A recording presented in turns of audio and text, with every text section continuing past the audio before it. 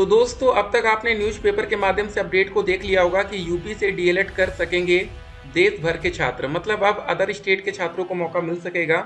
जो भी बच्चे बिहार से आते हैं, मध्य प्रदेश से आते हैं, दिल्ली से आते हैं, कहीं से भी आते हैं, उत्तराखंड से आते हैं, सभी बच्चों को यूपी से डीएलएड करने का मौका अब मिल पाएगा। ये न्यूज़पेपर के माध्यम से आज अपडेट हमारे सामने आ चुकी है। तो ये हमारे लिए एक बहुत ही बड़ी गुड न्यूज़ है। लेकिन दोस्तों यहाँ पर कुछ और बातें इंपॉर्टेंट होने वाली है कि इन बच्चों को किस कैसे किस कैटेगरी के हिसाब से इनका एडमिशन होगा। क्या जो अदर स्टेट के बच्चे होते हैं, क्या उनको जैसे नौकरी में क्या होता है, अदर स्टेट के बच्चों को जनरल में माना जाता है, क्या उनको यूपी में आरक्षण का लाभ मिलेगा कि नहीं। ये देखिए important category EWS, OBC, SC, ST, physical handicap, ex serviceman, freedom fighter, क्या इन बच्चों को जो अदर स्टेट से आएंगे क्या उनको इसका लाभ मिलेगा कि नहीं आरक्षण का। पहली बात ये है। दूसरी बात दोस्त ये रहेगी कि अगर अदर स्टेट के बच्चे आएंगे तो सरकारी कॉलेज की कट ऑफ बहुत ही ज़्यादा हाई होने वाली है। ठीक है ना। बिना अदर स्टेट के छात्रों के भाई कट ऑफ इतनी हाई रहती है क्योंकि हर राज्य में टॉपर बच्चे होते हैं। और दोस्तों टॉपर बच्चों की जो फर्स्ट चॉइस होती है ना, वो दोस्तों डीएलएड ही होती है, क्योंकि यहाँ पर कोई भी एंट्रेंस एग्जाम नहीं होता, सिर्फ मेरिट के आधार पर आपका एडमिशन हो जाता है। ठीक है। तो सबसे ज़्यादा दिक्कत किन छात्रों के लिए आने वाली, सबसे ज़्यादा दिक्कत देखिए दोस्तों उन बच्चों के लिए आएगी जो बिल्कुल बॉर्डर में रहते हैं। जी हाँ दोस्तों, जैसे उत्तर प्रदेश के बॉर्डर से सटा हुआ जो भी, जैसे मान लेते हैं उत्तराखंड आता है यूपी साइड, या दोस्तों हमारा बिहार आता है या दिल्ली आता है। तो देखिए जो भी दोस्तों ये ऐसे राज्य होंगे, ठीक है, जिले होंगे मतलब, ठीक है ना, तो वहां पर आपकी कट ऑफ इस बार थोड़ी सी ज्यादा जा सकती है। ठीक है। तो इस हिसाब से इस बार एडमिशन होगा। देखिए इस बार मेन टारगेट क्या रखा गया, ऐसा क्यों किया जा रहा है, ये भी आपके मन में एक सवाल होगा। देखिए पहले आपको बता दें, आपको घबराने की कोई जरूरत नहीं है। ठीक है। ये इसलिए किया जा रहा है, जैसे लास्ट ईयर दोस्तों हमारी 70,100 सीटें खाली गई।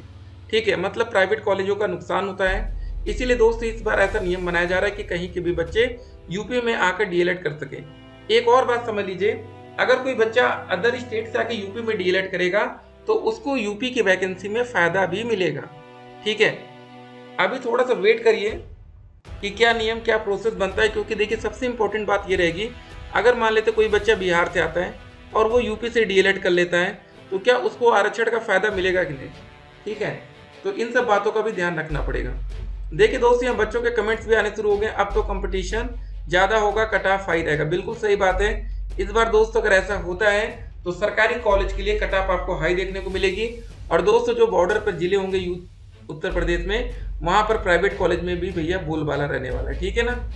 तो ये ध्यान रखेंगे।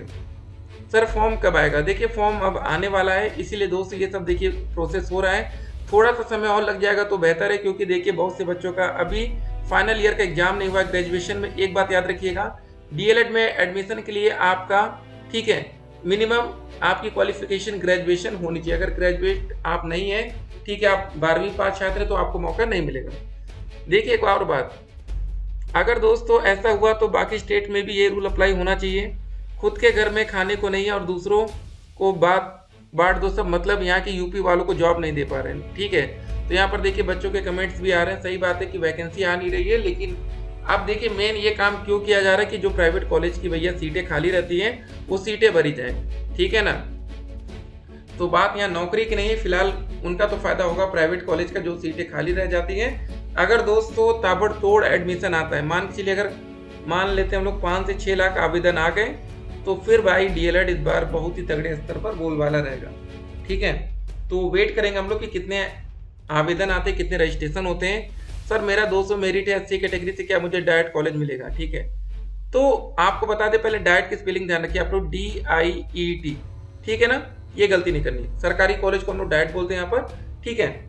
तो अब सरकारी कॉलेज पाने के लिए कंपटीशन बहुत ही टफ रहेगा और सबसे बड़ी दिक्कत होगी जनरल कैटेगरी में। और देखिए यूपी में जनरल में 50% सीटें लगभग आरक्षित होती हैं, तो उस पर कोई भी बच्चा फाइट कर सकता है। तो अदर स्टेट के छात्रों का किसी भी स्तर से कोई नुकसान नहीं होगा। अगर वो बच्चे जनरल में भी काउंट होंगे तो भी उनको दिक्कत नहीं है। उत्तर प्रदेश के छात्रों के लिए उम्मीद है कि इनको आरक्षण का आपको पूरा लाभ मिलेगा। जैसे बीपीएससी के माध्यम से बिहार में वैकेंसी थी तो ठीक था। ठीक है ना। लेकिन यही है कि जब जैसे कुछ बच्चे दिल्ली से होंगे तो भाई वो सब तो टॉपर ही है। ठीक है ना। तो टॉपर बच्चे ही पहली बात तो सोचेंगे उत्तर प्रदेश से डीएलएड करने की। ठीक है। जिनके नंबर कम है वो क्यों आएंगे भला इतनी दूर। ठीक है। एक बात और याद रखिएगा, डीएलएड का कुछ रूल है। डीएलएड का कोर्स 2 साल का होता है दोस्तों, 2 साल का ये एक रेगुलर कोर्स है। ठीक है। आपको रोज क्लास करना होता है। लेकिन अगर आप प्राइवेट कॉलेज में एडमिशन लेते हैं तो वहाँ पर भैया आप सेटिंग करा सकते हैं। आप एक भी दिन कॉलेज नहीं जाएंगे, सिर्फ एग्जाम देंगे। पेपर दोस्तों आपका 3 दिन में कंप्लीट होता है, चाहे फर्स्ट सेमेस्टर का एग्जाम हो, चाहे सेकेंड हो, चाहे थर्ड हो, चाहे फोर्थ हो। टोटल दोस्तों आपको 4 सेमेस्टर का एग्जाम देना पड़ता है। ठीक है, बाकी आपको बता दें जो डीएलएड का एग्जाम होता है, एक सेमेस्टर में टोटल 800 नंबर होते हैं, जिसमें 525 नंबर आपके प्रैक्टिकल के होते हैं, 275 नंबर आपके लिखित होते हैं।